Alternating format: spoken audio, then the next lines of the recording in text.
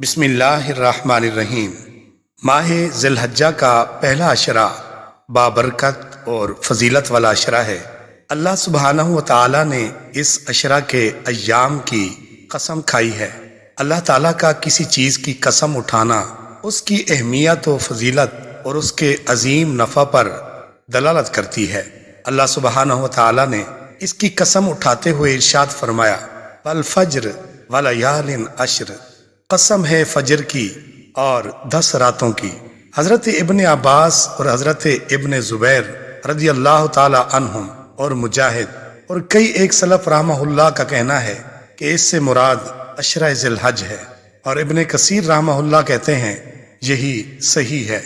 حضور نبی مکرم صلی اللہ علیہ وآلہ وسلم نے بھی اس کی گواہی اور شہادت دی ہے کہ یہ دنیا کے ایام میں سب سے افضل ایام ہیں۔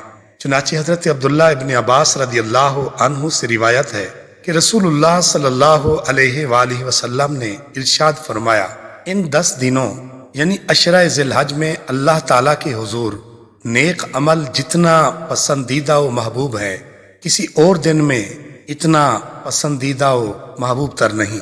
صحابہ کرام رضوان اللہ علیہم اجمعین نے عرض کی، یا رسول اللہ صلی اللہ علیہ وآلہ وسلم، اللہ کے راستہ میں جہاد بھی نہیں؟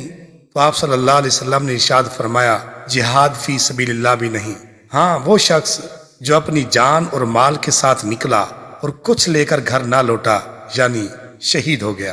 حضرت ابو ہریرہ رضی اللہ عنہ سے روایت ہے کہ رسول اللہ صلی اللہ علیہ وآلہ وسلم نے ارشاد فرمایا، اللہ تعالیٰ کو اپنی عبادت بجائے دوسرے اوقات و ایام میں کرنے کے عشرہ ذی الحج میں کرنی محبوب تر ہے۔ اس کے ایک دن کا روزہ سال بھر کے روزوں کے برابر ہے، اور اس کی ایک ایک رات کا قیام لیلۃ القدر کے قیام کے برابر ہے۔ اللہ تعالی ہم سب کو اس کی برکات نصیب فرمائے، آمین یا رب العالمین۔